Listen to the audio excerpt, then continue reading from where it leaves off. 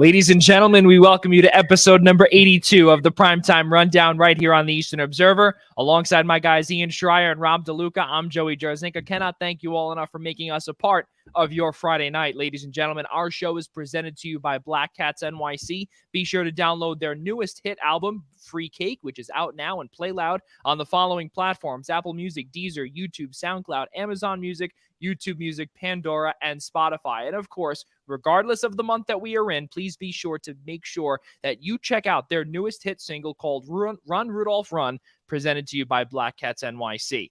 Ladies and gentlemen, it is a brisk Friday evening here in New York. DeLuca, how are things on your side of the river out in New Jersey? You know, it's beautiful day today, you know, in the 60s, sunny, partly cloudy, you know, just a gorgeous day. You can't ask for anything better in the middle of February after what's been a very cold winter. So we're just getting closer and closer to spring, and that's what today felt like. It was a beautiful day, and we have a beautiful show coming for you, a lot of hockey to discuss. You know, it's not a whole lot going on right now since the Super Bowl had passed. You know, you guys had just discussed the Super Bowl recap on Instant Reaction. I believe that was segment number 6, and it was just well done. I wish I could have been there.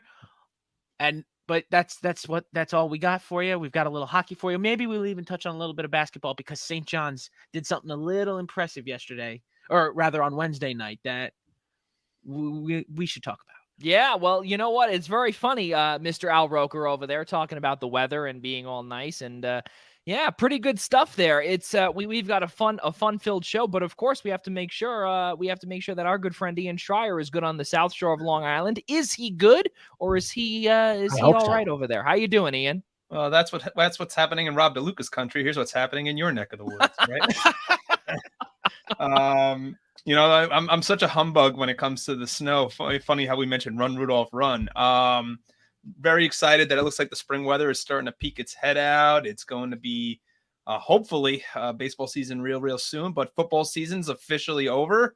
The owners certainly have their heads up their rear ends in Major League Baseball. So what is it time to talk about, ladies and gentlemen? We're finally in the stretch run in hockey season. Let's go. Ready for a great show. There is no doubt about it, ladies and gentlemen. We have a fun-filled show. It's going to be great. We also have, in addition to St. John's basketball, we do have, of course, a full slate of NHL hockey. And then, of course, we will be discussing just a little bit about football, as Rob DeLuca did allude to just a few moments ago. Our full recap of the Super Bowl and Super Bowl 46 was on our newest hit segment series, which is called Instant Reaction. And of course, that features all three of us and of course, Mike Szabo and all of our guests.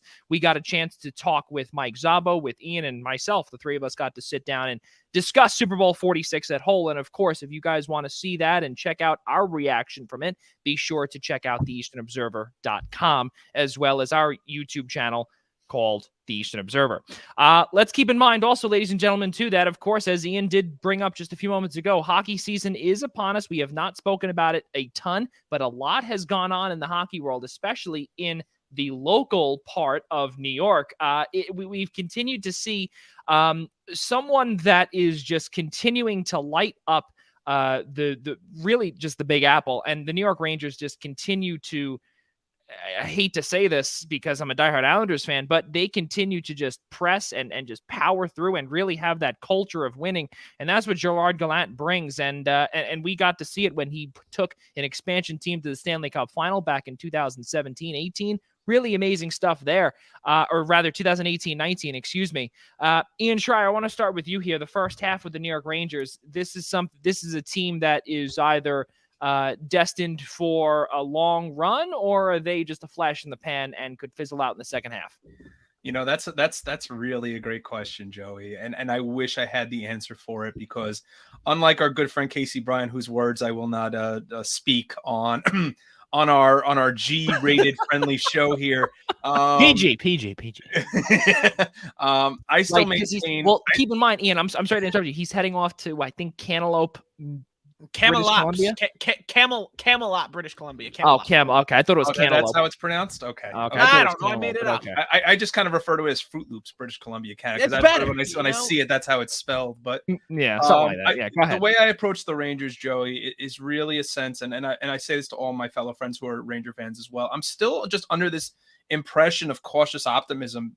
I'm expecting at some point, because the team is just so young, and a lot of the credit, if not all the credit, for the reason that the Rangers are playing as well as they are, has to go to the guy in net, Igor Shesterkin, who right now is setting himself up as a favorite for the Vezina Award at the end of the year.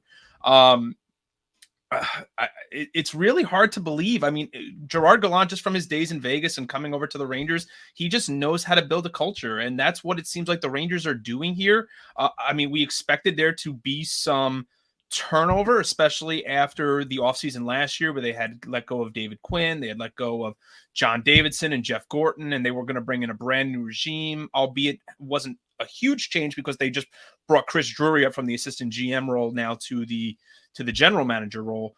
But I don't have an answer for you for that question, Joey. I mean, this team seems like a team that at this point, the Eastern Conference seems pretty set in regards to who is making the playoffs.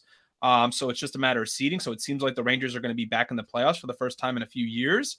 But you know, I think we'll learn more once we get to the playoffs about them. And I know that's hard to say, like for me to kind of like skip your answer and be like, are they a flash in the pan? Well, I guess they're not a flash in the pan if they're going to the playoffs, but I think we'll really see where things stand, because this is a team that has repeatedly struggled 5v5 the entire season. I mean, a lot of their success has been built upon their power play and the play of Igor Shesterkin. So when, you know, these officials start to swallow their whistles come April and May, and this team needs to find a way to score 5v5, depending on what they do at the trade deadline, I might have more of an answer for you then. Yeah, well, keep in mind also the trade deadline, March 21st, 2022. That's going to be a big deal. 12 p.m. Eastern time. I'm sorry, 3 p.m. Eastern time will be the trade deadline on March 21st. It's going to be a fun day. We'll give you some more on that later on with a new show that will be covering that the entire day here on the Eastern Observer.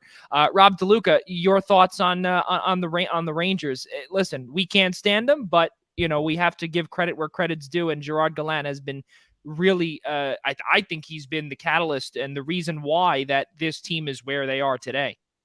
Yeah, look, Ian nailed it on the head there. This is driven by the play of Igor Shesterkin and their power play, and Chris Kreider leading the league and the National Hockey League in goals. 33 goals on the year. Hasn't scored yet tonight against the Detroit Red Wings. Red Wings currently have a 1-0 lead after one. But, you know, it seems inevitable that if the Rangers get a power play, you're getting a Chris Kreider goal. So it's coming, and I know Ian's going to love it. And I'm trying to hold my laughter back so hard, and I can't do it. I mean, I don't know what you can laugh at. He's leading the league in goals, and he's part of the reason the Rangers are so good right now. No doubt. But yeah, everything from the Rangers power play to Shesterkin to the coaching of Gallant is working right now, and they're at the top. They're right there at the top of the Metropolitan Division.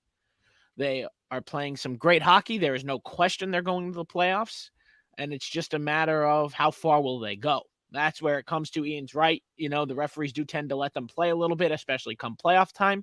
So it'll be interesting to see how they can grind it out to try to figure out their 5v5 struggles, which they have actually had this season. So Yeah. that's something we're going to want to keep an eye on. And I think overall, though, this is still a very good hockey team.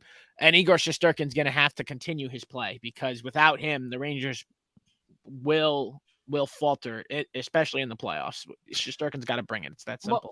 Well, there's no doubt about it. And you also have to look at, you know, the players in front of him as well. And they're really, I don't want to call them overachieving, because they are a talented roster. It's just some of the players that you normally don't hear about, they are overachieving as well. But something else too, you know, you bring up about, or Ian brings up about how, you know, 5-on-5 play is not 100%. You know, every time, of course, Ian's guy, Chris Kreider, you know, he gets on the power play, he just continuously scores over and over again. Hell, he's got like 4 power play goals in like 5 minutes. It's wild stuff. Things that you don't think you'd ever see. Of course, it happens when Ian doesn't want him to win, to do well, but he does. Now, Ian, I'm going to throw this to you. This brings us into kind of trade deadline talk, if you will, but it kind of also brings up, I guess, a good segue, like how DeLuca normally would. Montreal is looking to sell. They only have a grand total of 8 wins on the season. It's really bad for them up north of the border. And we have to keep in mind also new president of hockey operations, Jeff Gorton, somebody who the Rangers fans, they know about quite well, and also general manager and Kent Hughes as well. And going along with former New York Rangers legend and Marty St. Louis, he's now the head coach up there, interim head coach rather. There might be some talks, especially because there's a lot of history between the head coach and the president of hockey operations. There could be some business to be done with. Listen, this is not the first time that these 2 original 6 teams have conducted business. Ryan McDonough, he was originally drafted in Montreal, and he was traded down in that Scotty Gomez trade many years ago. We remember that vividly. I know I do. And I know Rob DeLuca does as well. But Ian, do you see potentially somebody that, could be helping this Rangers team 5-on-5 from Montreal or maybe someplace else?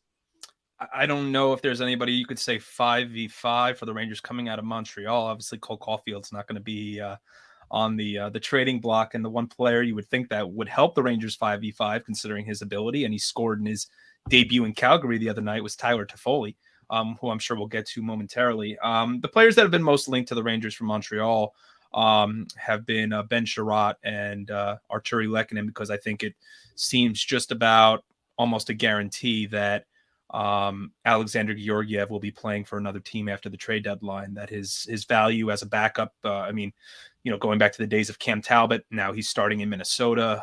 It seems like Georgiev is in that next line of goaltenders of the Rangers to, end up get packaged for a pretty good deal to go the other way.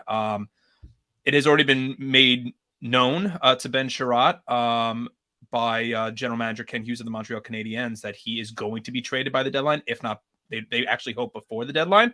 But I think based on the packages I'm seeing right now, I think Ranger fans would be very upset. I'm not so sure that Chris Drury will even pull the trigger for what they're asking right now for Ben Sherratt. I think the package includes a first-round pick this year, I believe a third the year after, and a couple of prospects for a third defensive pairing, when all the Ranger fans are clamoring for right now. Like, we know they need more veteran help on the blue line, but when the other night when you got to watch Zach Jones and Braden Schneider, 2 first-round draft picks of the Rangers that you're very high on, you don't want to be sacrificing, and this is no knock on Ben Sherratt, but you also don't want to be sacrificing that much draft capital and that much in terms of quality of prospects for a player of Sherratt's caliber. Yeah, there's no doubt. But you know what, though? You have to look and you have to say to yourself, though, Montreal has a ton of leverage. They have a lot of picks as well. They also have the pieces to move as well.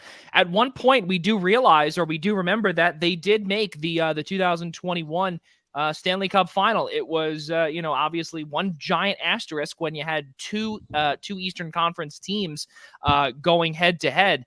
But, again, you look at what you had brought up a few moments ago about Tyler Toffoli. We'll get to him in a moment. But DeLuca, do you see anybody there that the Rangers could potentially trade for? I mean, the big name to me that I would see, and it's a name that a lot of folks don't really want, but you look at some of the centermen that Montreal has, and I think again, just a guy like a Christian Dvorak is definitely not somebody that that you need. Or that you want on the team. He's not cost effective. He's got a long term as well, and he hasn't really been proving himself either. But somebody else that I think would be pretty good in the short term is someone like a Paul Byron as well, who can potentially play all sides of the as a forward. He can play the center. He can play both sides of the wing. And really, again, I just said it, a center is what the Rangers need. Yeah, look, there's definitely some potential there. I don't know if Montreal's the perfect suitor for the Rangers necessarily, but there's definitely a player to look at there in Paul Byron. But I think overall, the Rangers will look somewhere else to do their buying. And yes, I do believe the Rangers will be buyers at this deadline. Or I'd hope so. Yeah, I mean, yeah, they're in the middle of a playoff push. You got to find that one piece or something, because you You can't survive in the playoffs running Kevin Rooney and Greg McKegg out there. It won't be effective. So definitely somewhere in the middle six, they need another forward. So I think that we'll see some moves being made by the New York Rangers. Definitely, probably some prospects and high round draft picks for these players, like a Paul Byron. But maybe even if they're going to talk to Vancouver, maybe look at a guy like Brock Besser. Brock Besser being linked to New Jersey right now, if you ask Frank Severelli. Problem is with Brock Besser is that he's only a winger, and the Rangers don't need a wing. They just need centermen. That's true. That's true.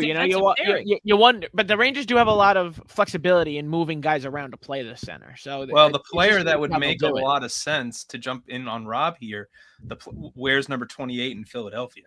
All right. That's a nice. Joey, I think Ian's taking my job here. I think Ian's taking my segue job here, and he's doing a damn good job of it. That's the problem here. But no, Ian, I honestly, Claude Giroux is a very interesting player. I don't see the Philadelphia Flyers doing business with New York for a player like Giroux. I don't think they would do that. It's very, very rare when you see rivals exchange players. Sure. So the chances are low, but I like the thinking there because he would be, perfect, but it would also knock someone from your top six down to the bottom six. And that's something I don't know if the Rangers want to afford to do right now, because they're already changing. Like, who are you going to knock down there? You're going to knock down Lafreniere? You're going to knock down... it would be Gaudreau. It would be Gaudreau. Barclay Goodrow. Yeah, I guess it would be Barclay Goodrow, but things are working right now. So it's tough to say, to bring in a high player like that, high paid player, no less. Granted, I'm not saying the Rangers don't have the room, but I think they could figure out a way to get Claude Giroux. But I still strongly believe Claude Giroux's top destination is the Colorado Avalanche. So I think that's what the Flyers will try to accommodate, because the Flyers are definitely sellers, much like Joey and myself's teams sellers. So before we get lost on a tangent here, let's stick to the Rangers, because definitely something with the Philadelphia Flyers is definitely a talking point for us here. But sticking to the Rangers, though, you look at a team, you look at a team like the Rangers, who really, again, they don't have a lot of center depth whatsoever. Mika Zibanejad, Ryan Strome, again, and then in the bottom, in the third and fourth line. It gets kind of bleak when it comes to the center position. And that's why, again, a team like Montreal is one that everyone will be calling. There's no doubt about it. But the whole thing, though, is that a lot of their players prior to, or rather after their Stanley Cup run, their Miracle Cup run, they have a lot of term. Mark Bergevin locked a lot of these guys up. So the problem now stands that, you're going to start to see a high asking price for these players, and most likely a retained salary. So now it's going to be, we don't know what Montreal is going to do. We don't know how much they're going to command for some of these players. And we also have to realize too, is that who does Jeff Gorton want? Do we even know? Clearly, Tyler Toffoli was not in his plans. He was their best coveted player that they had to potentially sell. They sold him for a ton to Calgary. We'll get to that as well. They also have Josh Anderson, who in my opinion was completely overpaid. Ben Sherratt, Jeff Petrie, those guys. We don't know where these guys are going to go. That's why I brought up, obviously, about somebody like a Paul Byron, or unfortunately Jake Evans is young. He would cost a lot, but again, you have to have guys that you want to build around, and clearly they're going to be tearing things down, and this is going to be a full rebuild project. We'll see what the Rangers have. They do have, in terms of draft capital, they do have all their first round picks all the way till 2024.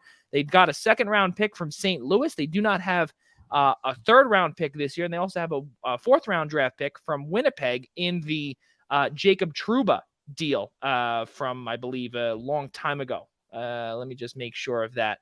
Make sure that is the, or excuse me, that's actually the Brendan Lemieux deal. That was the Brendan Lemieux deal. Yeah. The Brendan Lemieux, Kevin Hayes deal when Kevin Hayes was traded to Winnipeg back on February 25th, 2019. Sorry about that.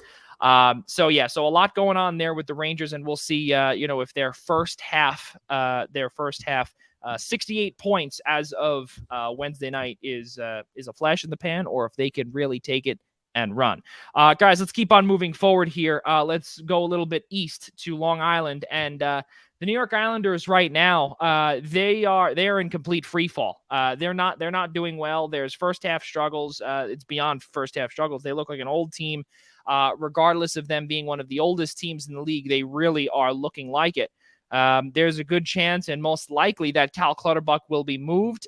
Ian was bringing up to me, and actually us rather, in our group message about how that identity line most likely will be torn apart. But keep in mind, the identity line was torn apart once when Matt Martin decided to book book Long Island and go to Toronto because Garth Snow did not want to re-sign him for what he thought he was worth. Lou Lamoriello eventually traded back for him after the things did not go well up in Toronto. And keep in mind, though, who was the general manager to sign Matt Martin up in Toronto? It was Lou Lamoriello. So, now I wouldn't be surprised if Cal Clutterbuck is their biggest asset.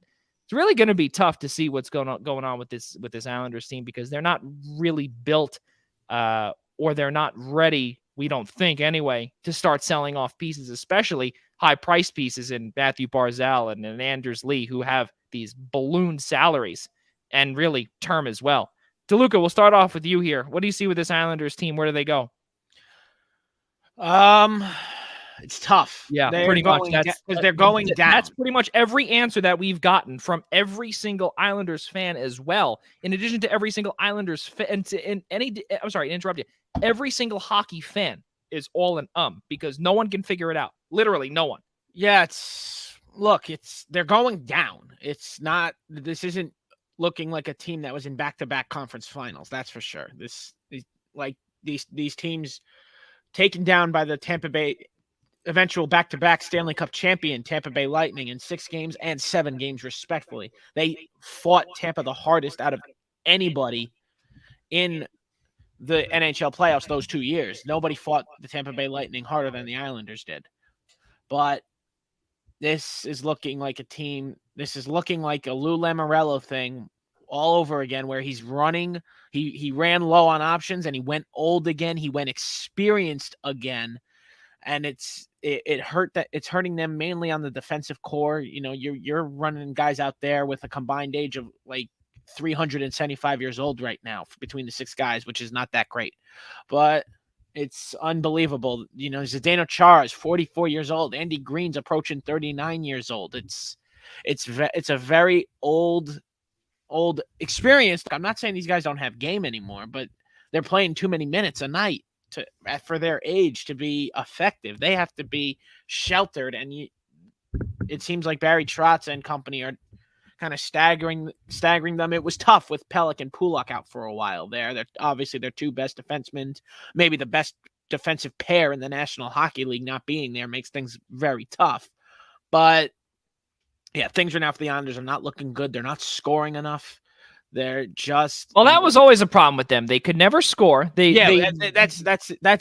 really strange for how talented this team is. Kyle Palmieri's invisible outside of their last game the other night, I believe on Tuesday. Yeah, I believe on Tuesday, and they took on the Boston Bruins last night, but obviously, exactly. Yeah. So now, go ahead. So Kyle Palmieri was playing a healthy scratch lot. Zach Parisi's showing his age. Zach Parise is he's one of the only Islanders that's actually showing up. That's the problem. He's one of the only Islanders. Zach Parise's always on the move too. Zach Parise's always boasted about being a second half player, but he was dead quiet up until the second half started. Then he started to come along, scoring goals in back-to-back games, big goals nonetheless. But yeah, Parise finally getting back into his way, but that first half, he really did show his age, his wear and tear from all of his back injuries and everything else. It seemed like Zach Parise wasn't looking like the same player.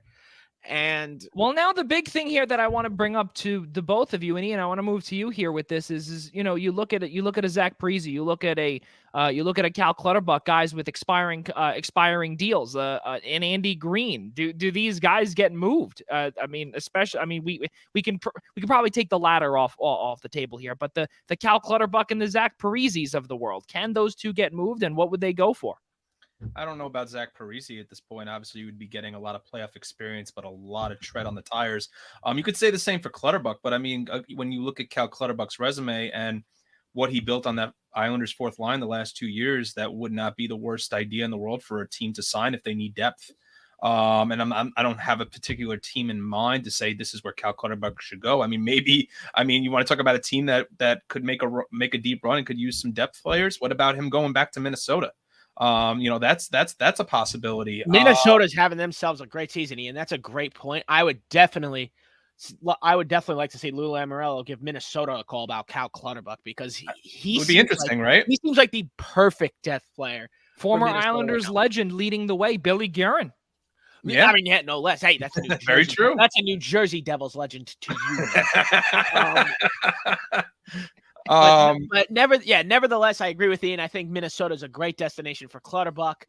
Parise might get moved. I mean, look, Ian's right. There's a lot of let Ian finish. There's a lot of tread in the tires. Hey, he's fine. He knows I love him, and he interrupted me. He interrupted me too. So you know what? It goes both ways. It's all out of love, DeLuca. All out of love. Always.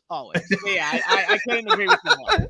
Tread on the tires, but you do get a lot of playoff experience. So you do wonder, maybe you probably could get him on the cheap with his age showing. So, and keep in mind too, he's on a league minimum. Yeah, exactly. So he doesn't cost anything. He literally doesn't cost anything. It's going to cost you a couple of late round draft picks to get him. So this is also something too Ian brings up about Minnesota too. This is really their last time, Minnesota anyway, that they can really do anything if you think about it, right? And the reason why is because the dead cap for the aforementioned Parise and Ryan Suter kick in next year. Yeah, that's when it goes from $2.371 million this year times 2 to 6.371. It's rough. 794 times 2. That is a $12.743 million dead cap hit. And in the National Hockey League, that is a ton. That's a ton. That is a ton.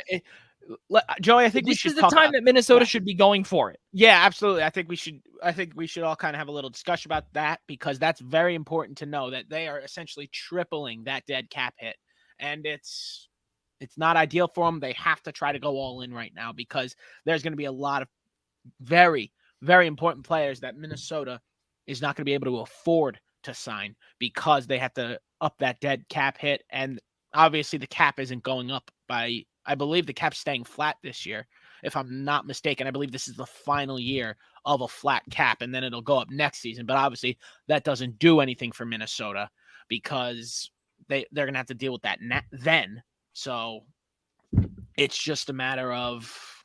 It's a matter of what they can do. It's a matter of what they can do. Let's go back to Ian here. Ian, please, go ahead. Finish your thought before about Clutterbuck and potentially Parise. No, I mean, like I said, I just think that there's too much. I mean, I don't want to say this is such a thing as too much experience, but I just think there's just too much on his legs. I mean, would a team potentially take a chance on Parise? I mean, I think at that point you're trading potentially late picks for a guy you're hoping still can give you a little something in the second half of the year, or you're stashing him, up in the press box as a healthy scratch. I just don't think you're doing yourself many favors. I just find it so hard to believe, Joey, that we're having this conversation 2 years later, a year later, 2 years later, that the New York Islanders can't figure things out. I think it's a mind blow. I mean, it's not going to get much easier for the Islanders, strictly because they just lost Josh Bailey's now hurt. So that's not going to help. And now you're stashing guys like Kiefer Bellows on your second line. And you know what bugs me about the Islanders, and has bugged me for weeks, has been the relationship between Barry Trotz and Oliver Wahlstrom. I mean, Wahlstrom has been really, if you want to look at a guy who's at least had the opportunity to create for the Islanders, it's been him. Oh, yeah. And we for the last 2 years, we've discussed the problems with the Islanders top line, and the fact that Barzal's line doesn't produce enough shots. And that this has been a line that's been completely built upon the second line of Beauvillier and Brock and Bailey. But I wish I could, to echo Rob's sentiments. I wish I could put 2 words together and describe what I'm watching with the Islanders, because I'm literally waiting and I'm like counting the number of games that they're making up. Because at one point, I think, when you would look at there's still like 5 games. There's still, but at one point it was like 10 or 12. That they were behind the pace because of the lockdown in Canada and the long road trip and the COVID pause and everything in between, and the fact that now they're losing to teams like Seattle and Buffalo. This isn't the same team, and it's just a struggle to figure out why. Yeah, I gotta agree with them. Go ahead, Joey, please. Yeah, no, and you know what? And to me, you continuously hear little murmurs about, well, maybe they're missing Jordan Eberle too. I don't know how much Jordan Eberle makes a difference on this team. Listen, we do know that there was a lot of chemistry between him and Matthew Barzal. I agree. The problem was that he was a streaky player, and they needed somebody. And he's doing that in Seattle again, Joey. If I may be Exactly. frank, he's doing the same things. Like it's streaks with him. It's streaks. Like I almost that was really in his career too in Edmonton. Right. It's I like, again, I forgot Jordan Eberle was playing in Seattle, and then like a couple weeks ago he scored 5 goals in like 3 games. So it's like I can't keep up with them. It's just I think he might have made small difference. I think maybe Jordan Eberle could have gotten the Islanders back maybe 3 wins if he was here. Maybe 3. But I don't see a monumental difference here. Well, I don't know. All I can tell you is that this would be my idea. Not only idea, but I believe that it most likely would happen. Would be Cal Clutterbuck gets traded for a 2nd or 3rd round pick with a retained salary. He makes $3.5 million right now. You think you can't dump that whole thing? I don't think it's not. I don't think so. I mean, you might be able to, but $3.5 million with I guess it depends where you're shipping them, honestly. Exactly. But you don't think you could get more? You really see the ceiling at a 2? Well, then if you want to go for a first, sure, take the whole thing. Well, yeah, that's what I'm saying. That wouldn't make any sense, though. It wouldn't make any sense because if you get a first, if you're able to score a first, then you retain. But if you're able to score first, then that's how you retain. That's how you. No, I understand that, but I'm just saying though, it's not going to make any sense. I mean, because listen, there's no term anymore. Not only there's no term, but you can hold back, sure, but I don't think he can garner a 1st round pick, especially when we've seen the spurts of what he's been able to. He is, and I'll be 100% here with all of you guys here and our viewers, is that Cal Clutterbuck is one of the 3 4th line guys on the identity line for the Islanders that can consistently play with any other player, right?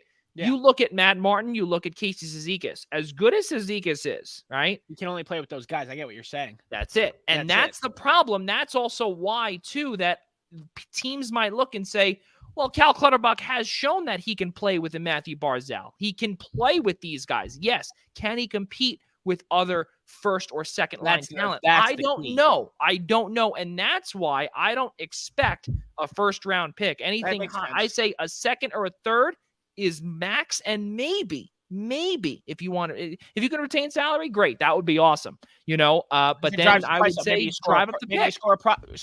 Score a prospect, maybe even a low level prospect. Joey, I got to ask you, as the Islanders fan in the room, I mean, what is your formula to getting the Islanders back to where they were a year or 2 years ago right now? Oh, I think a lot of it has to do with finding, again, is finding offense. But again, you also have to look at the defensive side as well. And I think that the Islanders they just look tired. That's the big thing. They look tired, and it's on a nightly. They do not look energized. They look like they are completely hungover from the last victory at the Nassau Coliseum. Anthony Beauvillier's takeaway, on the right dot. It was great. It really was. But you know what? Those days are over. You're in a brand new building. And you have to also get adjusted to that too. And Barry Trotz made something very clear when the building opened, when UBS Arena opened, said is that, amidst all of everything going on here, there's not a rhythm. And also, this is a brand new building. We do not have home ice advantage yet. Now that's the problem. And for those that have never been, That's odd. I well, gotta say, that's an well, odd you have to realize something is that I've been to that. I was at that building on opening night, and it can get loud. It has the potential to get loud. The difference is that nothing will ever be the Nassau Coliseum. Nothing. I feel that. I agree 100%. Nothing. And it doesn't. Speaking as the Devils fan here, it's like when they moved to Newark. It hasn't been the same. This is not East Rutherford. This is not the Continental Airlines Arena that Devils fans know and love, because no one likes going to Newark. Just like, would you rather get to the Coliseum, or would you rather have to go all the way out to Belmont? Like, it's the whole thing though with this part is that yes, people have to get acclimated to this, right? But also you have to realize too is that there was an old school hockey feel at the Nassau Coliseum. Okay? No doubt. Ian and myself, we were at game number 4, okay, of the Stanley Cup semifinals last year, okay? We were there when Ryan Pollock made that massive save. That save went all around the entire hockey world, went all around sports, rather. It was one of the best saves that we have seen, and Ian and I got to see it literally 3 feet in front of us. It was the coolest thing. I remember you guys sending me that video. Unbelievable. Really. Right. But the reason why we bring this up is because that atmosphere can never be replicated at UBS Arena. And it doesn't matter on how nice UBS is. I was there twice, once for a St. John's basketball game in an official standpoint, and also at UBS for the Islanders as a fan.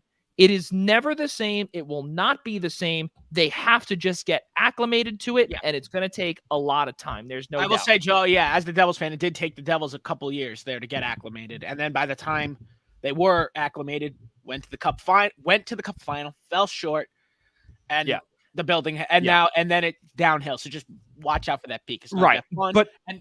But also something that I do believe that needs to happen as well is that to Ian's point before about what I think is that there needs to be a shakeup. There's no doubt about it. A big player has to go in order to shake things up. And at this point, it now has to be a Josh Bailey. It has to be an Anthony Beauvillier. Those guys have to be moved. I could see Beauvillier, Josh Bailey getting traded, fire somebody. Well, considering somebody gets fired. Let me follow this up with this question. Considering a year ago, Joey, we were talking about how the Islanders needed to finally add that one missing scoring piece on Barzal's line that still hasn't been done. The answer now, in your opinion, is to break it up and let someone big go? Yeah, I would. And I'll tell you why. Because, see, if you don't right now, what you're seeing now, Ian, is nothing is working. Literally nothing is working. Every single player looks old right now.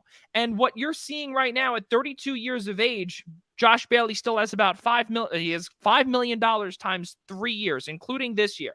So at 32 years old, he's not looking ideal. But then again, his center's not looking great, Brock Nelson. He's really and I'll say this nicely. He's the best looking Islander this entire season, Brock Nelson. He is. No doubt. He has done phenomenal. He has done wonders under Barry Trotz. He really has, okay? But the problem is that you need to trade somebody because you now have somebody that, if I'm not mistaken, Barry Trotz brought it up earlier. Kiefer Bellows might have a spot. He might have a spot, and that means that somebody on this Islanders team might not be coming back in terms of the lineup, and that includes Josh Bailey. Now, you're going to be seeing friendly young competition looking to take over these guys' jobs, and that might make Lou Lamoriello's job come the summertime a little bit easier on who he might have to ship out in order to get some fresh youth in. And listen, for all of us hockey fans out there, we all know, you might have to have some youth infused. You cannot have a full-on old team. We've gotten to see it with the Washington Capitals over and over and over again, and they lose year in and year out. When they won the Stanley Cup, if I'm not mistaken, I think there was some youth in there. Some. But remember, the year before they won that, they were a disaster. I think they won. They lost in the first round of the Stanley Cup playoffs. So it was not ideal whatsoever for the Capitals, and they found a way, but they had to have youth infused into their pedigree and into their DNA in order to kind of get them that extra push. And I think that that's what the Islanders need. This year is a wash. There's no doubt about it. But I would not be surprised if Cal Clutterbuck re-signs with the Islanders next year at a very small, at a price like Casey Cizikas, if he truly believes in what could be for this Islanders team. Yeah, Joey, I do believe. okay, yeah. I think that, I do believe it can happen. And somebody else who you can get, I think, a first-round pick for is Scott Mayfield, who not a lot of folks are talking about. He's got 2 years left. He's a right-handed defenseman, which is very difficult to find. You need those. That makes $1.45 million times That's two. You cheap, can get a very first-round pick for him.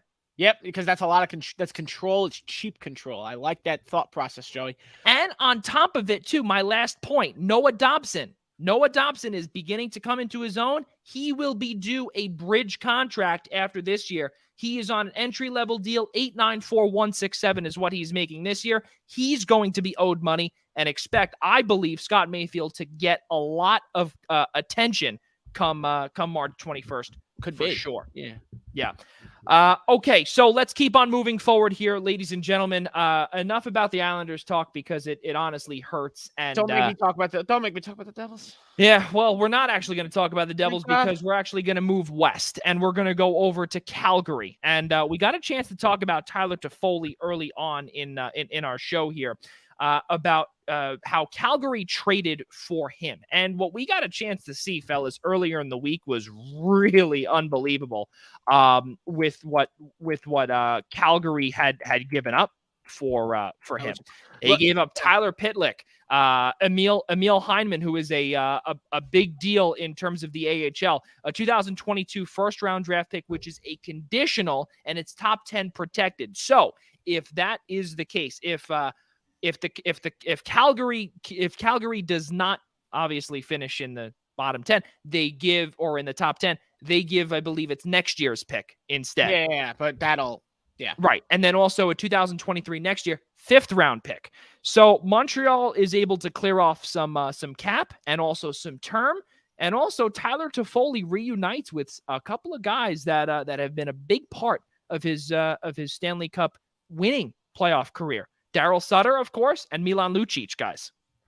Yeah, look, I had a feeling Tyler Toffoli was going to be on his way out well before the deadline. It just, he wants one more. He wants one more before, and he feels, I don't know if he feels he can get that. He's still young.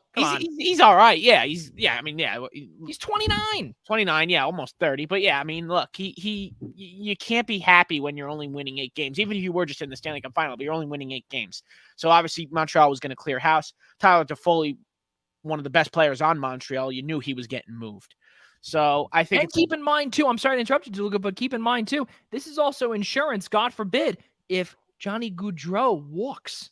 Johnny Gaudreau could walk. Yeah, I mean, look, there's he'll be a name that's thrown around on deadline day. I don't think Calgary will move him. No, but there's going to be calls. There will be calls placed. But I think that this was the right time for Calgary to make the splash. Do I think they overpaid? Yes. I think this set the market very, very high. So teams that are selling, like the New York Islanders, like the New Jersey Devils, are going to be very pleased because they have a lot of players to sell. They can fetch higher prices than normal because trades like this set the market, and the market got set very, very high. And that'll make it very painful for a team like Ian's New York Rangers, who are going to be trying to buy, and it could cost them more than they want to be ponying up, which could really deter them from even making a move. They might even have to stand pat on deadline day, depending on how the market goes. No. If the New York Rangers stand pat, they are not getting past the second round. Book it. But I mean, look. First of all, they need to improve their 5-on-5 numbers if they want to get past the first round. But nevertheless, overall, I like the trade for both sides, but it was an overpay. So I do give the win of this trade to the Montreal Canadiens because they scored big. They got a first round pick, which look, Tyler Toffoli having a great season. Even on this horrid Montreal team, he's having a great season. he was not having a first-round pick great season. So kudos to Montreal for getting the big score. And I think Tyler Toffoli will do very well in Montreal, Calgary, depending on where they stuff him in the lineup. And also keep in mind too, Tyler Pitlick is also on an expiring contract too. Yeah, so it'll be interesting to see if Montreal has to. I would think Montreal's going to attempt to lock that up. You don't trade for a guy when you have 8 wins and not keep him. So No, I would expect work yes, to be you done. can. No. I mean, Yes, you can, but I mean, you Yes, got you 8 can. wins. Why are you trading for someone and then you're just going to lose them? That doesn't matter because that was just the throw-in piece. You're getting the first-round draft pick and you're getting Emil Heineman. That's what you're true. getting. So, That's yeah, what I you're mean, look, getting. it'll be And interesting Pitlick to was see. okay, here you go. I won't He be is surprised. going- I won't be surprised if Montreal signs him. I'll say that much. I think that they're going to try. No, I think they're Montreal. gonna try. No. He that is a stopgap for him, and he will be on the next plane out. Excuse me. Oot. Yeah, he will be on the next plane out to wherever the heck it might be. Ian Schraier, your thoughts on this deal? You know, I like this deal a lot for Calgary, really. I thought that the trade for Montreal was very, very good in terms of the first round draft pick, but I'm going to kind of give the win here to Calgary because it was only a few years ago that Calgary was labeled as a Stanley Cup favorite and bowed out in the first round, if I remember, in 5 games. Yep. This has to be the time for Calgary. I mean, you want to talk about a Wild West this year with teams like the Avalanche and the Wild. I mean, you got to throw Calgary into that discussion. I mean, this is a team, I believe, 5 of their last 6 games have scored at minimum 4 goals. I mean, they went out this offseason, an offseason ago, and brought in Jacob Markstrom, and they've got the right coach on the bench, obviously, who's won a couple of Stanley Cups. So this is the right play for Calgary. You've got a guy who's won a cup, and you're just adding more scoring ability, just a fierce scoring ability to that team. I mean, obviously that no one's touching the top line, but for a team who could maybe use another scorer on the second line. I mean, Blake Coleman hasn't necessarily been pulling his weight on the wing, so maybe you move to Foley to play with a guy like a Mangiapane, right? So I mean, think about what kind of top 6 you're establishing yourself right now. If you're the Calgary Flames right now, you're atop the Pacific Division. You want to stay there with a team like Vegas right on your tails with a guy like Jack Eichel coming into the fold now. There's a lot of discussion there. So I think this is a great move for Calgary, much needed. Yeah, there's no doubt. And the best part too is that, you know, when you look at what Calgary has been through all of these years, they have not had a solid goaltender since I most likely would think Mika Kiprasov. He is the last he's the last one. They tried it with Cam Talbot. Who else did they try it with? They tried it with Mike Smith. They tried it. It just didn't work. It has not worked out up there. And so far, and we don't want to say that things with Jacob Markstrom are working yet because he needs he needs guys in front of him. But also the big thing right now that they are missing is someone by the name of Mark Giordano. And we got a chance to obviously see that. I think if they had Mark Giordano, first off, I don't think this would have ever happened, this Tyler Toffoli deal for starters. But also keep in mind too, they can still go out and potentially get a Giordano. Why? Yeah. Because Giordano has expressed interest in potentially going back to Calgary or potentially Toronto. Those are the only 2 places that he would accept a trade to, Calgary and Toronto. So listen, it's possible.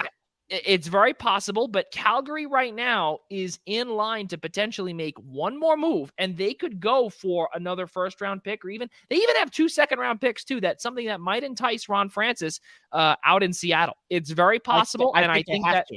And not only that, too, why wouldn't you potentially even – I mean, listen, if I were Brad Treveling, the general manager for Calgary, I'd call back. Why not? Because you know what? What's the worst that happens? Ronnie Francis closes, hangs up the phone? Okay. But I don't see that happening. I truly believe that Seattle is trying to build for the future, and they are going to be they're another team that's going to be very active at the trade deadline too.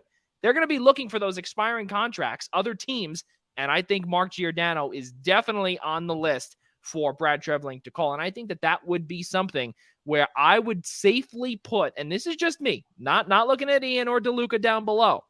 This would put Calgary in a good spot for a Stanley Cup final run. Yeah, look, this is the time. This is the time because the unknown status with Johnny Gaudreau is probably killing everyone in Calgary right now. And keep in mind, DeLuca, Andrew Mangiapane is a restricted free agent, right? Yeah, and that's I think they're looking at him as the future right now. Yeah, well, you also have to look at Matthew Tkachuk. Listen, Matthew Tkachuk, though, he's right now making $7 million restricted free agent after this season. You don't move on from Tkachuk, brother. You just don't. No, you don't. So yeah, it makes you wonder: can Johnny Gaudreau even be afforded? Because he's still playing well. He's Johnny Hockey. Yeah, but he might have to walk. Does he have interest in going home? Does he have interest in going home to South Jersey, aka the Philadelphia Flyers? Or does he go up the turnpike and go to the New Jersey Devils? He most certainly does not. Not that I don't want him. It just won't happen. Oh, listen. Hold on a second. Didn't Dougie Hamilton take a big pay raise? That's a miracle that no one will ever be able to explain to me on how it actually happened. And now his jaw's broken, so he hasn't played in 2 months. So yeah, it's just phenomenal. It really is just unbelievable what it's like to be a New Jersey Devils fan. You people have no idea. Joey's starting to grind my gears now. It's not good.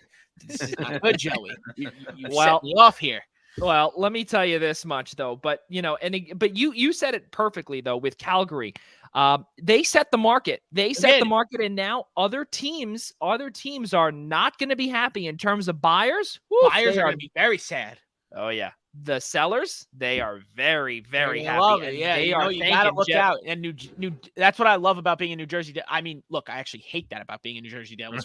Sellers yet again. Yeah, but this time they could actually get some real capital because of how high the market is. Yeah. You got to just look at those guys, because also, Joey, someone who is a free rental and won't cost much because obviously as the season goes on, salary cap hits go down because the season progresses. So it's correct. PK Subban could be an option for Calgary if you think about it on a rental. So you wonder what I don't expect New Jersey Devils. No. I wouldn't expect it, but you just No, and the reason why I don't expect that is because of some of the rumblings that we've heard about him potentially being a locker room issue as well. That's been thrown around for like five years since he's been in Montreal. I don't think I buy it, but we'll just have to wait and see. But yeah, there's a lot of the selling teams are going to be happy because they're going to get higher prices than they expected. Yeah. And it could really just, these are small things that in the long run could see a lot of tables turning. So it makes for a very exciting next month. Fellas, is there a team in the National Hockey League that could potentially sneak in from below the wild card? Any, Eastern predictions that you look at in terms of the wild card? Let's look at the Eastern Conference first. And teams that are underneath the wild card: Detroit, Columbus, the Islanders, Buffalo Sabres, Philadelphia Flyers, New Jersey Devils, Ottawa Senators, Montreal Canadiens. Ian Schraier first. What are your thoughts? Do you see a team listed there that could potentially sneak in as a wild card?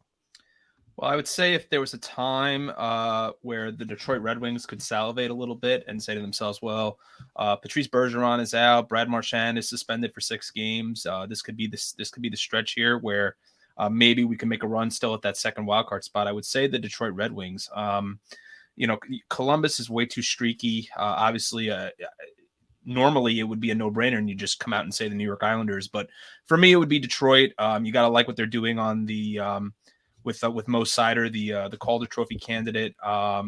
There's a lot of youth, a lot of youthful exuberance there in Detroit with what Stevie Y is building over there.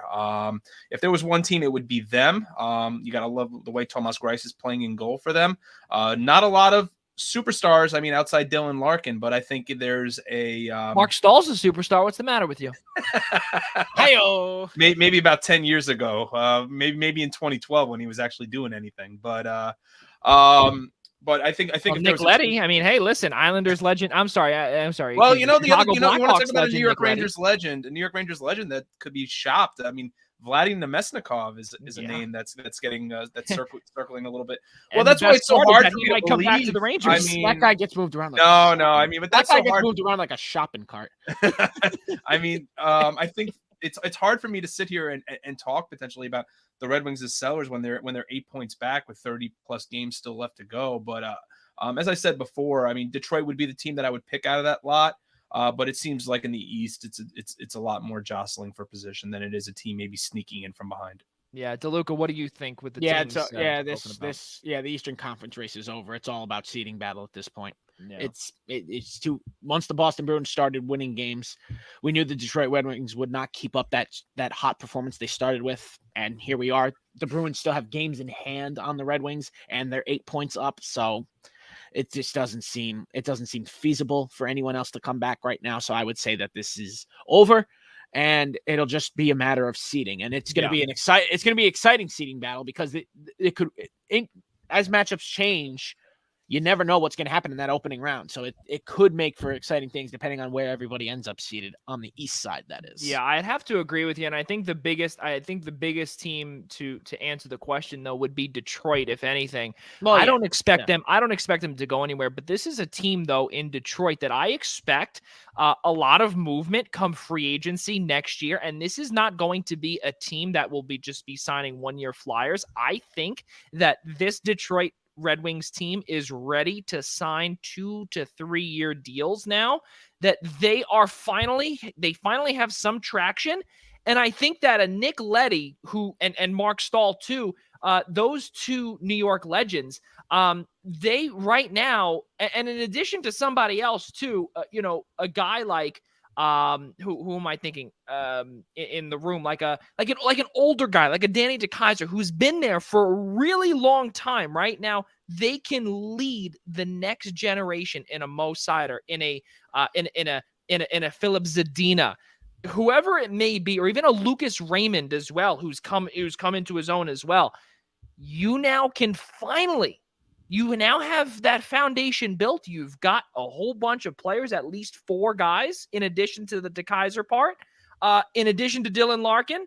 You might now be able to attract players to Detroit. Now, I'm not saying guys on long-term deals, but now you've got, if you look at the injured reserve, Jacob Vrana, somebody that the Washington Capitals traded away for, they got Anthony Mantha in return, is pretty much a 1-for-1. And right now, both teams are, I guess they want to call it, they lost both, or both teams lost because no one's really played. Mantha was good for about 3 games. Then he got injured again. Vrana got injured again.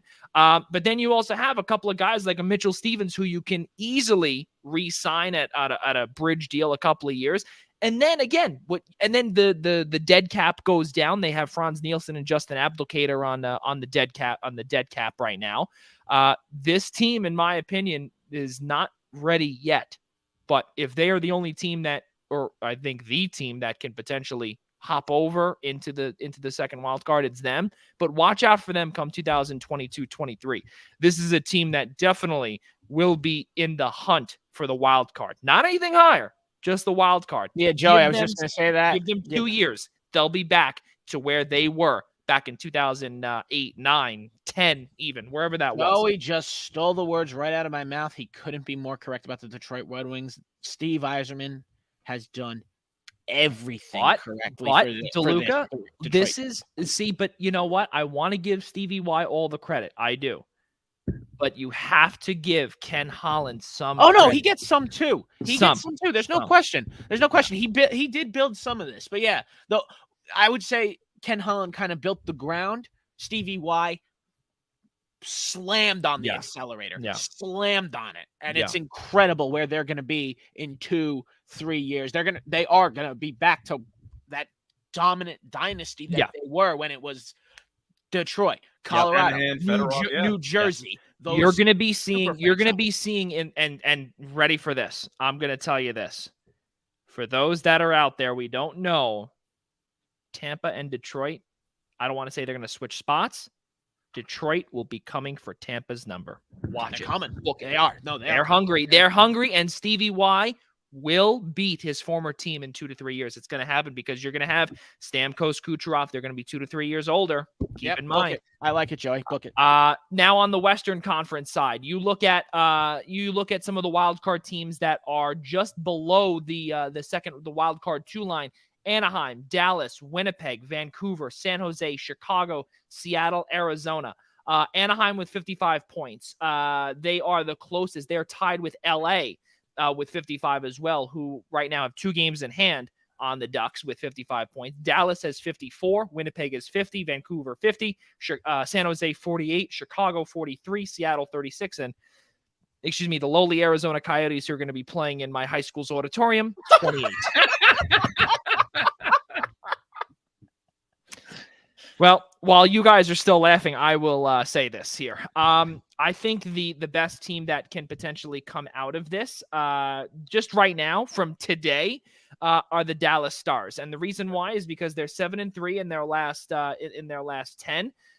They look decent, and again, that might take a man like a Klingberg and Esa Lindell off the market. When they were supposed to be at one point a seller. There was some talk, of course, the Rangers might be looking at Joe Pavelski. I don't know if the Rangers are going to be able to afford Captain Joe. It's definitely not going to happen, and pray to God that doesn't happen. Please, God. But yeah, I love Joe Pavelski still. Exactly. Yeah, no, that definitely won't happen. I'm sorry, not Esa Lindell, just John Klingberg, because Esa signed that deal last year. But it would be, it would be Klingberg. You've got Radulov. You've got Pavelski. You've got Michael Raffl. And then you also have, this is a team also that with Dallas, this is it for them. This is it for them. Regardless of them still having Tyler Seguin and Jamie Benn, you're going to need some depth help come next year. I would not be surprised if one of those guys, like a Pavelski, gets traded away, but if they continue their hot play at 7-3 in their last 10, they're not parting with anybody. Do you guys agree, or do you guys see another team that could potentially, eclipse the wild card 2 mark, Ian Schraier? I'm on board with you here, Joey. I'm all on the Dallas Stars. I mean, I was hoping Joe Pavelski was going to be a name on the trade market, but I mean, he is the guy who is, at his age, is single-handedly putting the Stars on his back. I mean, it was just about all him that beat the Colorado Avalanche the other night, the NHL leading Colorado Avalanche. I think the Anaheim Ducks finally came back to earth a little bit. Their hot start when they had reeled off those 10 wins in a row. I think there's a lot to look forward to in SoCal, in that part of SoCal with Trevor Zegras, and I think guys like Kevin Shattenkirk finally came back to earth. But there's a lot of talent there, a lot to look forward to. Max Steele, yep. Troy Terry, in terms of what they're building. But for me, it's Dallas. I couldn't believe the slow start that team got out to. I know they're aging a bit. I know you can't be depending on guys like Jamie Benn and Tyler Seguin as much anymore. But look, what Joe Pavelski's doing in Dallas is he's single-handedly carrying them now a point out of a playoff spot. And credit to DB's Kings too. I mean, this is a team that could easily maybe come up and swipe the first wildcard spot from the Preds, but I don't see that happening. So yeah, Dallas. With John Hines' teams, it's very possible. We've got DeLuca to attest. But Dallas is definitely my favorite from below the line right now for sure, Joey. Yeah, DeLuca, who do you see that could potentially do some damage? Yeah. From the bottom of the line, it is Dallas. I mean, look, they weren't supposed to start out that slow. But they are a little older, as Ian said. But look, it really is Joe Pavelski. It is the Joe Pavelski show, and it's so beautiful to see that he's doing this at his age. He's trying. He wants that cup, and I applaud the hard play he puts in night after night to try to get his team back in this race. And look, he was 2 games away in the bubble. Yeah, 2 games away. Let's not be crazy here. The Pacific Division, and yeah, let's also not count out the Edmonton Oilers, who have finally seemed to find their way and are now comfortably in a divisional spot in the playoffs. Like people didn't think they were going to find their way. They've won a few in a row now, so it's really sayonara, Dave Tippett. Yeah, exactly. I mean, it's truly incredible what we're seeing in the Pacific Division, because there was only supposed to be 3 teams from the Pacific Division, and that's because it's because 3 division teams get in by default, and that's just the way the NHL's formatted. That's all we thought we were going to see. The Los Angeles Kings have put something together that have made the Pacific Division interesting this year. And I believe DB told us about this during our offseason preview. He did. He did say, watch out. He did end up predicting that only 3 teams would go, his LA Kings being one of them, and I did not disagree with him for that. But no, I'll be honest with you, I disagreed with him. I did. I thought that they were going to be. I thought they were going to be maybe second wild card holding on to it, but I did not think that they'd be in the top 3. I did believe though that there is potential. I think that they would get there now? Because they're growing. Now I didn't expect it, but yeah, they were growing. They were growing fast. I didn't expect Calgary to be this good. This was supposed to be Vegas's division to blow out, completely ruin the other. Calgary has 2 games in hand. Yeah, keep that in mind. Calgary's got 2 games in hand. Yeah, exactly. That's a big deal. Calgary playing out of their mind, 8 straight wins, unbelievable. Propelled them right to first place in a division that was supposed to be all Vegas. Yeah. So I think that the Pacific Division got a little more fun than anyone anticipated. Good for DB's LA Kings. I'm liking how the Anaheim Ducks are fighting to stay alive, but it seems like the wear and tear is hitting the Ducks a little harder than they expected, and that's going to plateau them. And I think watch out for the Dallas Stars because they're not done yet. Well, I think something that you have to look at also with the Anaheim Ducks too. Again, you have to also look at the guys like that Ian brought up, like a Zegras, like a Jamie Drysdale. These cornerstone players that are going to be, they are the next Getzlaff, the next Cam Fowler. Those 2 guys, right? They're on their way out, and now you've got the Zegras Drysdale show that is on its way. With all the turmoil that's gone on down in Disneyland over there, Bob Murray had an alcohol problem. We remember that, okay? That was still this season. We have to remember that was this season where we actually tried getting on a couple of writers, and they were not allowed to talk to us. That was a big thing too. And I think DeLuca remember this. Ian was on assignment for a while. We remember DeLuca. We actually had a couple of folks on, for that. And, it was tough to see what's gone on here, but they've really been able to, Helene Elliott from the LA Times, excuse me. I couldn't remember who it was. Helene Elliott from the LA Times, she was on with us, and, she was telling us about how this team, has the potential or whatnot. And, again, Adam Henrique, the Jacob Silverberg, we remember him from Ottawa. This team is ready to move forward. I don't want to say ready to rebuild or move forward, but they're kind of retooling, what Anaheim's doing.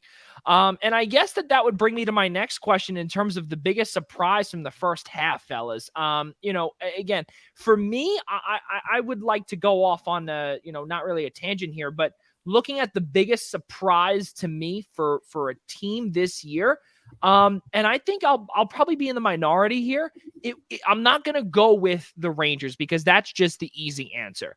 I'm going to go with a different team, and I'm going to go with the Nashville Predators. Why? Because the Preds were supposed to be garbage. The Preds were supposed to be beyond garbage. John Hines comes in. David Poile hires him. And Rob DeLuca is the first to point out that, oh my God, sound the alarm. This team is going to be dog poopy. Now, that's no good, right? It was bad. It was a bad year last year, right? They were sellers. They sold off Ryan Ellis, their number 1 left-handed defenseman. That's a big deal. Also, they could not get it done last year. And then you also look at what Nashville was able to do this year, and so far they're doing they're doing pretty good. 28, 17, and 4. They're on a little rut right now. They've lost 4 out of their last. They're 4, 5, and 1 in their last 10. They've lost 3 straight. But also, you have to keep in mind too that Ryan Johansson was on the block. Everyone was on the block last year. And then you also had a guy like Philip Forsberg, who is a UFA at the end of this year. And then you also look at another player like a Matthias Ekholm, who got that extension that was well-deserved, but they simply could not afford all of them. Pekka Rinne retired. UC Saros became the new starter down there. He is the next, he's looking to become the next Pekka Rinne, but really, a lot of, he's got a long ways to go to become Pekka Rinne, and he's got, shoes to fill, big shoes to fill, no doubt about it. Guys, is there any other team that's surprising to you in the first half? Absolutely. And I'm going to go different. I'm not surprised. I'm not surprised by the New York Rangers. I knew they were going to do this. Get out of here. But go on. No, I knew they'd You might just be the world's biggest liar. And actually, I might have to bring this up because, when that happened, I truly do not believe that. I said the Rangers were going to be better than everyone was anticipating. Ian said Adam Gase doesn't believe you either. Excuse me. When we had Colin on from Newsday, and he had said, "Oh, me and Gross, we were talking, and we see the Rangers maybe not being in the top 3 in the Metro, but at least a wild card team." I'm like, "You're out of your minds! Out of your minds!" No, they were some. I knew they'd be a playoff team. This wasn't that hard to figure out. To go back. I thought they were still a year away. They were not. No. Because look, Igor, DeLuca doesn't want me to go back to the archives. All right, we're getting off track here. The team that's surprising me most is the Pittsburgh Penguins. They were not supposed to be this good. This is unbelievable, the tear that they are on. This team is old. This was supposed to be the first. This was supposed to be like the first year of the Penguin power window is finally closing, and here they are shooting up in the standings. 4 straight wins, 6-1-3 in the last 10. They're 70 points. It is absolutely crazy how much they've shot up. Because, did I think they could be a wild card team? Yes. Did I think they'd be in first place? No, not really. And they're only 4 points back of the league's best record. So this is some unbelievable hockey from an aged group that is clearly at the deadline going to try to buy some things and get one more cup before the era truly does end. Well, you've got $17 million that's coming off the books between Chris Letang and Evgeny Malkin. Just those two alone.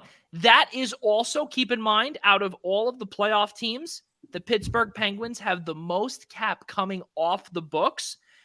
Well, if Evgeny Malkin takes a hometown discount, which I would not expect to happen, listen, at age 35, could he command an Alexander Ovechkin-like extension? Maybe. Look, Joey, it's very possible because Evgeny Malkin has done more than enough service to this franchise, to this city. He's done everything. He doesn't owe anybody anything. They got 3 cups. They got 3. He got 3. So it's not like he needs to go ring chasing either. He can go chase the bag if he wants to. He's done everything he's needed to do. Yeah. To be, I mean, look, do I believe he's also a loyal player? Yes. I think there's definitely a small possibility that he re-ups in Pittsburgh on a smaller deal just for loyalty's sake. He doesn't seem like someone who would move around, but it's possible because look, the work's done. The work is done. You got 3 cups and you clearly have a shot at a 4th right now.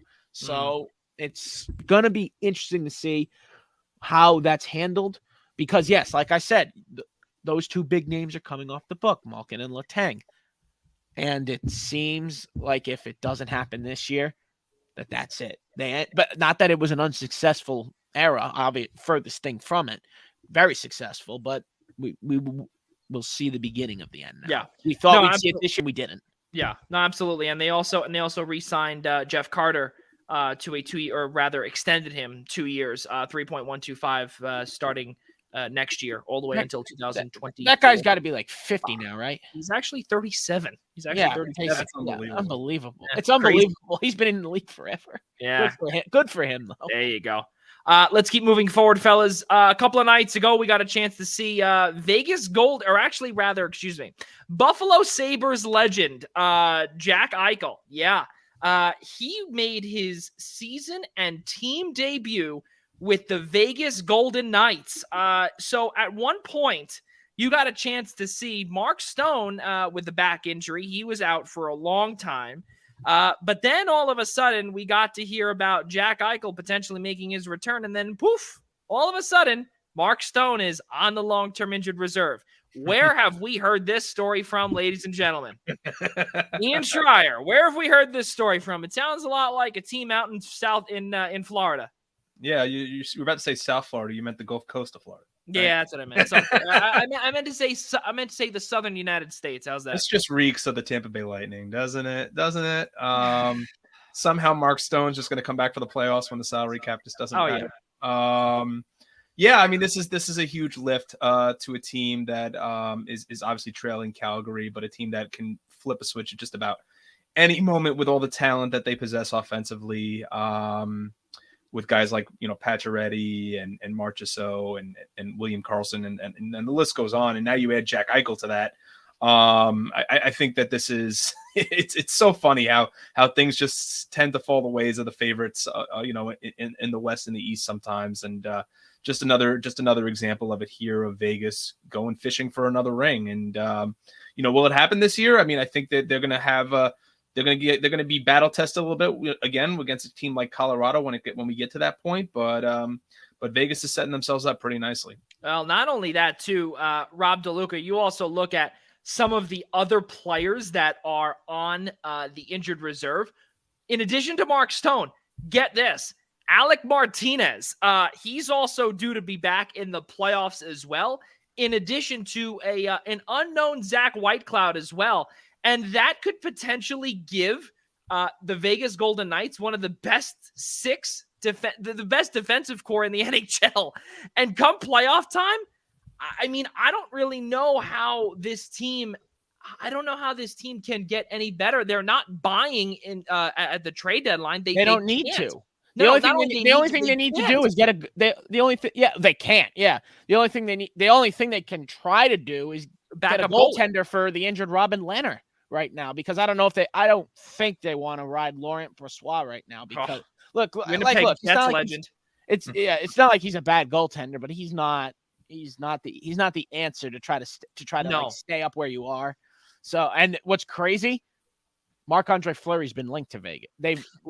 Vegas. There's been talk. Vegas has been interested in taking him back. But Kelly, no. Kelly McCrimmon debunked that right away. The moment he said that, he said, as much as Vegas fans want to see that, it's not happening. No, obviously they can't, because Fleury feels stabbed in the back. Well, not only that, but also Chicago cannot retain. They're not going to retain nearly. I think it's like, because he's making, I think, $7 million. They're not going to retain $6 million. It's not going to happen. So what they're going to have to do, retain up to 50.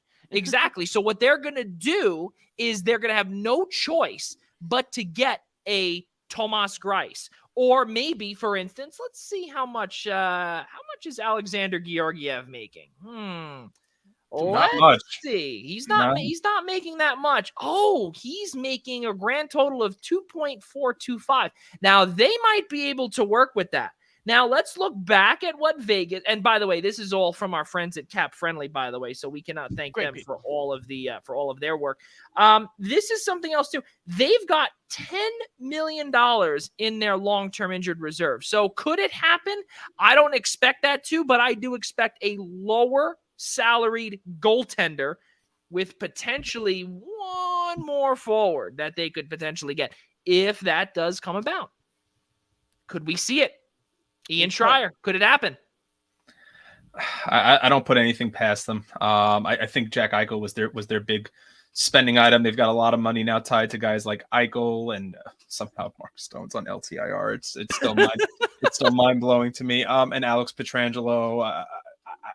If they're going, I mean, I would think if they're going with a forward, they're going with someone in the bottom six, because I think they're pretty well solidified in the top six. So you'd want to get somebody that's a little cost effective. So I don't know, Joey, who's on your mind there. But I think from a perspective of goaltending, yeah, I think Georgiev would make a lot of sense. Greiss would make a lot of sense. I think those are the two names right off the bat that just kind of jump off the page to you in terms of available goaltenders. Yeah. But I'd be curious to see in terms of like saying, maybe they'll go with a forward. I'll be curious to see. I mean, I would think it'd have to be bottom six. Yeah. And if so, someone that's not going to adversely affect their cap, because they've got a lot of money tied up in a lot of different players. Yeah. Well, we can almost guarantee Riley Smith is not coming back. We can guarantee the TSEN mark is not coming back. And then also, of course, I guess Rangers legend Brett Howden isn't really getting it done. Rob DeLuca, your thought on this on this Jack Eichel return? I mean, hey, listen, he played decent. He did have 4 penalty minutes yesterday on a high stick and a trip. So, what do you see from him? Yeah, it's going to take some time for him to get back to his game. I mean, Vegas didn't play that well last night. So no, they did not. Shut out. I mean, look, it's Colorado Avalanche. It's a tough matchup. It's a great matchup. But yeah, 2-0 final in favor of the Avalanche. And it was tough first game back. I mean, look, he made the debut at home. It was a great ovation and everything, but overall, it'll take time. It's going to take time for him to reacclimate himself. It's been a long time. So I think with time, time being the key here, everything will work itself out. Yeah. For Vegas, because the moves they're making, it's all Tampa. It's all Tampa like, and Lord, hoping they're not the next Stanley Cup champion, because I hate when teams do this. It's so circumventing the cap. It's supposed to be illegal. Well, see, that's the thing though, is that what we're seeing here right now is that all Vegas needs to do is just get into the playoffs, and I think that's what they're hoping. As long as they get, and they're going to do that. That's they're it. In the Pacific Division. Exactly. So then once that happens, there will be a massive logjam. That I can tell you. There will be a massive logjam in the bottom six. You might have guys that are normally in the top six playing third or fourth line minutes. It might just be really crazy stuff, fellas, to see what's been going on out in Las Vegas. Now let's actually conclude our NHL, or that is actually the conclusion of our NHL talk. And guys, let's go take a peek into the Big East world, of course, in basketball, and of course Ian's favorite team, St. John's Red Storm. They got it done yesterday against the Xavier Musketeers, number 25th ranked team in the Associated Press poll. Listen, it was a good wire to wire win yesterday, Rob DeLuca. Unbelievable game. I mean, look, this game was defined in runs. There were runs. Just St. John's was on a run, then Xavier was on a run, and that was the first half. It was back and forth runs, and it led with St. John's being up by 3 at the half. Yeah. So that's how the first half went, and then the Red Storm just took off. It was unbelievable how they were moving the ball around multiple lead changes. Sorry, not wire to wire. Excuse me. Yeah, no, crazy game, and it was. But then St. John's second half just took over. They moved the ball well, limited their turnovers outside of that final minute, which I'm sure Coach Anderson, I certainly wasn't happy about it. That final minute was sloppy, but luckily the game was already over by then. So a nice 13-point win for the Red Storm on the road, a quad one win. Their second of the season. They are 2-8 in quad one opportunities. Not good, but for a team like this, it's not that bad either. This is not a team that was supposed to win many big games, and they are winning and getting a couple big wins. But I got to say this. Everyone out there talking about the Red Storm going dancing all of a sudden, making a run through the Big East tournament, you're all out of your mind. They're still 14-11. Let's not go past that fact. They already have 11 losses. Some of them are terrible losses. And no, that's just it. That is it. 8 there of the 11 losses, 8 are quad one. So those are excused. Then you look at the loss to Pitt. Not good. You look right at that one. He's just excusing 8 losses because they're quad one losses. Yes. They weren't supposed to. They're not supposed to win those games. They're not supposed to win those games. This team wasn't supposed to be supposed to win those games. So excuse the 8 losses. They could still get like an NEC team to me. They could still get to the tournament at 14-3, right? Yeah, they could stay. Hey, yeah, that's right. I mean, hey, they would be. If they were 14-3, they would be. I mean, look. I mean, if you want to give, if their tournament resume, and if they can build a tournament resume against the they have to start building it now. We're gonna see a lot of good. We're gonna see a lot of interesting teams in that NCAA tournament come March. Yeah, look. We're gonna be seeing 10 Big East teams if DeLuca had his way. Right. Look, it's 7 right now projected. It started the other night against Xavier with that St. John coming in. It started with the big road win against Xavier. I have to ruin the surprise and say we're recording right now. This is Thursday night, so it comes down to the big game. It comes down to a big game at home tomorrow against Butler, 5 p.m. Friday. So the game will have already happened by the time our viewers see this. So hopefully St. John's will have come victorious away from that game. They need it. They are actually 8-point favorites as of this moment on Thursday night. So that is, for me, that's a high number, but I still like their chances to win this game at home. They usually handle Butler pretty well. It's always usually a tight competitive game. I think it's a little too high, but St. John's can come away with that win, and they need to if they want to keep building that resume towards what some people think can be this magical Big East tournament run that I still don't see. I think you see it. I know Ian doesn't. I certainly don't see it. Ian sees it. Ian sees it. Ian sees it. I don't see it.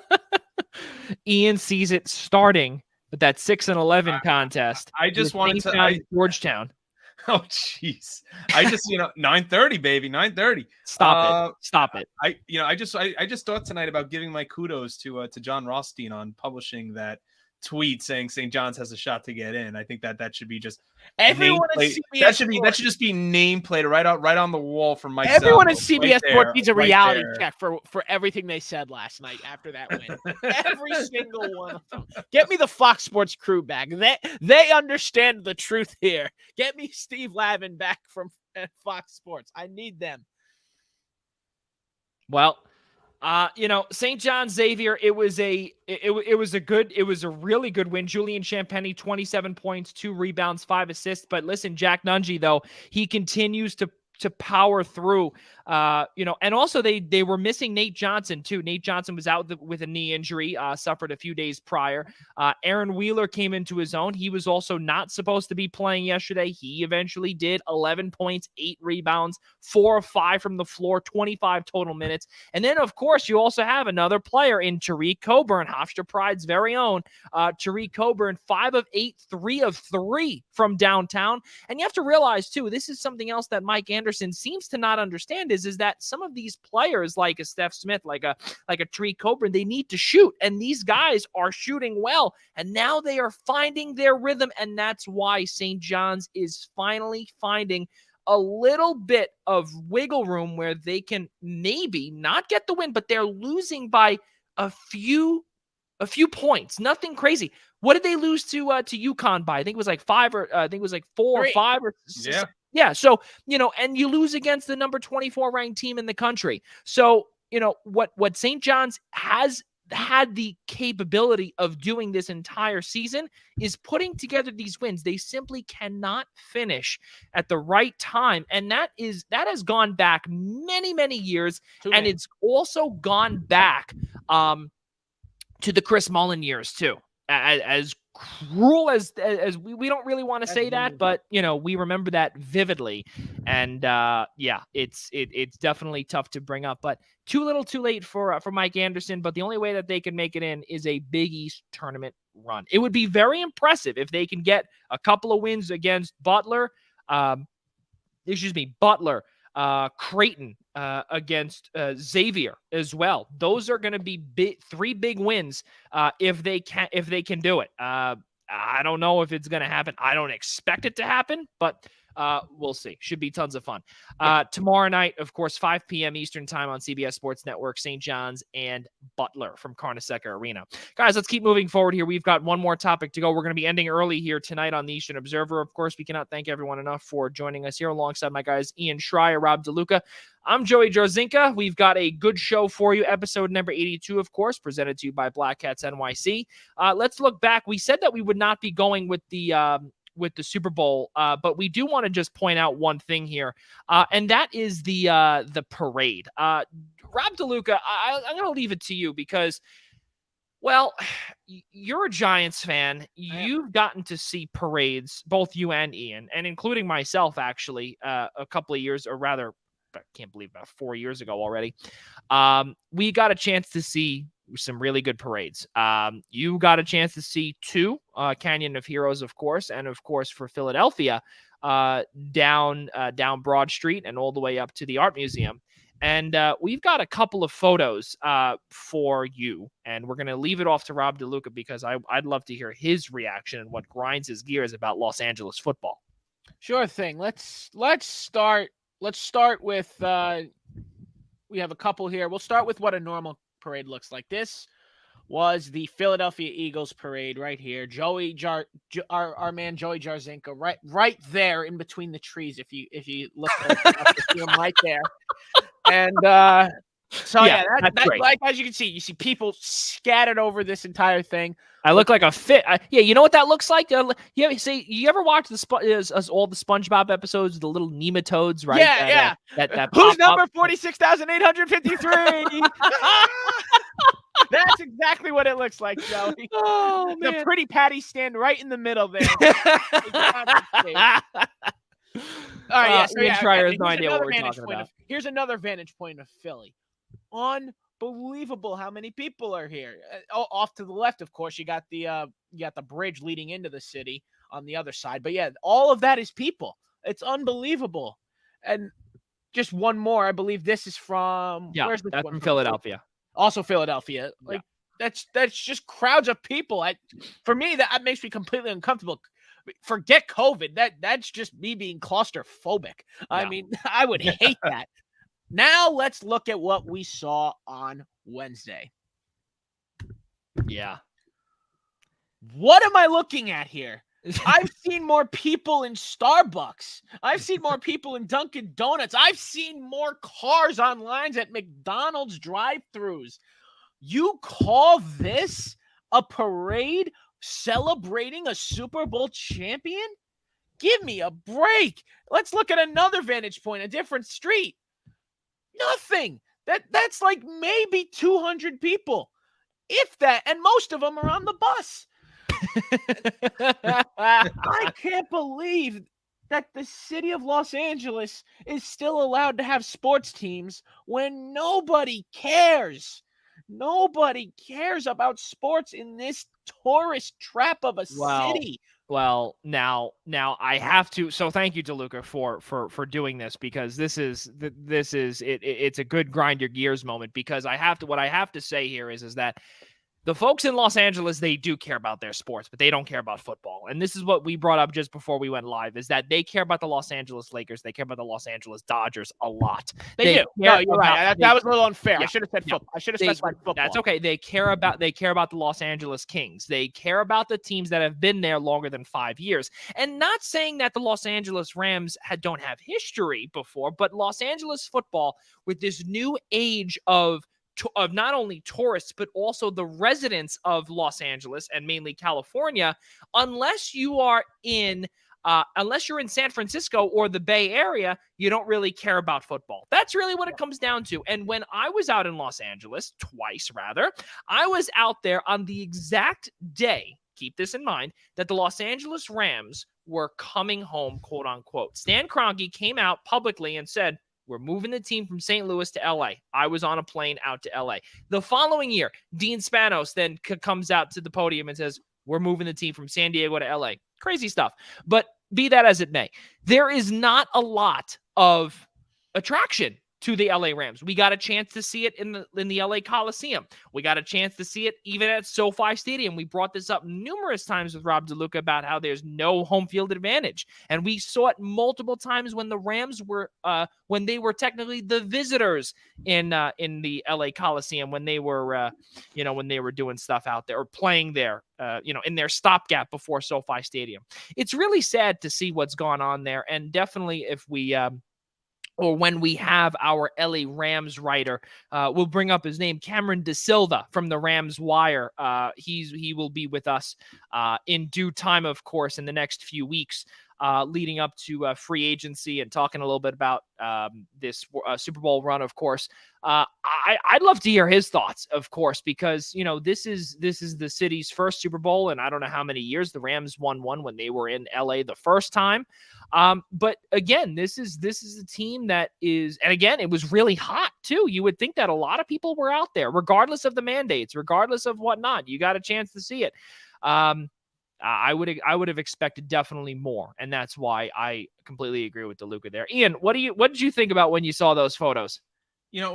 What's kind of interesting with the history of the Los Angeles Rams, and also if you want to tie in the once Los Angeles Raiders, is that generation of fan, when those two teams were playing out in LA. I mean, we're going back now 40 years. Yep. A little more. I mean, I guess in the 80s, so 40 years ago. I mean, when you look at there's two Super Bowls under John Madden that the Raiders won in LA. I mean, that was the late 70s, early, I mean, in the 70s and into the 80s, that, I can't think of the motto right now, but it just about being great. And that generation, I mean, when you bring it present day, a lot of that generation watched that team go from LA to St. Louis and then come back to LA. And now most of that generation is probably now in their 60s, maybe even their 70s. And like Joey said, I think there's just not a tie to. I don't think they see it as original either. I mean, because now you got the Chargers there too, and all the Charger fans are still 3 hours south in San Diego. Yep. So I think there's the problem is there's no original idea in LA for a franchise, and I think that's the problem that LA fans have with it. I mean, the fact that and I know we don't have the picture pulled up, but the picture of the traffic leaving SoFi Stadium, the lines of lights that literally looked like something out of like a firework display, on the freeway in Los Angeles. That was something, there were many more people on those roads than there were, surrounding the streets of LA for the Rams parade. And I think, I'm not going to sit here and harp on the city of LA. But I think a lot of that has to do with just the constant move of that team, of that franchise. I don't think as much, even though I think people care more for the Rams in that city than they do the Chargers, because they at least feel like the Rams are theirs because the Rams played there once. I still don't think, like Joey said, I think that's a Dodgers city, that's a Kings city, that's a Lakers city, even a Clippers city. There's just no, the fact that they brought the team back, I don't know if that was the best decision. I mean, maybe financially, yes, but in terms of for the fan base, I'm not sure there's really as much of a tie there as I think maybe certain people were hoping for or looking for. Well, not only that too, I think a lot of the current Rams fans, they're about 4 hours east by plane in St. Louis. Yeah. Yeah. And that's exactly. And that's a big deal. I don't know. It's going to be wild stuff, but that is going to conclude our show, ladies and gentlemen. Before we get to our kudos, of course, we do have to say a couple of just previews here. We do want to say, of course, that tomorrow morning, because you are watching this on Friday night, tomorrow morning we will be coming out with Instant Reaction segment number 7. That's going to be the Seton Hall and DePaul preview that will feature wearedepaul.com's Dan Stack, in addition to, of course, Daily Dose of Hoops, Jaden Daly, in addition to, of course, College Hoops Digest, Josh Adams. We will have a full roundtable with you tomorrow morning right here on the Eastern Observer. Should be a ton of fun with all of those fellas to talk about Seton Hall following their loss to UConn by just 5 points on Wednesday night. Guys, let's get to our kudos. Of course, we got a chance to really just end off early. Guys, start off with you, DeLuca. What do you got? Yeah, I mean, thinking about it, not a lot, not much going on in the sports world these weeks. I mean, I guess I'll throw my kudos out to the this one hurts. The Canada women's hockey team, they get my kudos. Hurts, sucks to say it. Yeah, but they were the much better team in Wednesday night's game against the United States for gold, as it is essentially every year or every Olympics. Nothing's changed, but unfortunately, 3-2, the final score. Team Canada taking home yet another gold, and it's painful, it's heartbreaking, but I hope it's a wake-up call for USA Hockey to change the empire, because that roster was way too aged. That some of those players were in their fourth Olympics already, so it's a very aged roster. So hopefully we'll start seeing the younger players in the future for world tournaments, and then the next Olympics will be a complete changeover. Ian Schraier, your kudos goes to? My kudos goes to a front runner right now for the player of the year in the CAA. That's got to be Hofstra's Aaron Estrada. He's really playing. Except you want to talk about a team that in this area that could be dancing. That would be the Hofstra Pride. But yeah, Aaron Estrada is just playing like a man possessed. The Pride have won 5 in a row. I believe he went off for over 30 the other night against Elon. They've got a few games left. They're going to have tough go of it against come the Colonial Tournament, because the two teams ahead of them, they've lost to twice, that being Towson and UNC Wilmington. But hopefully after they got robbed of their tournament appearance in 2020 because of COVID, hopefully we get to see the Pride there again in 2022. Aaron Estrada, a big part of that.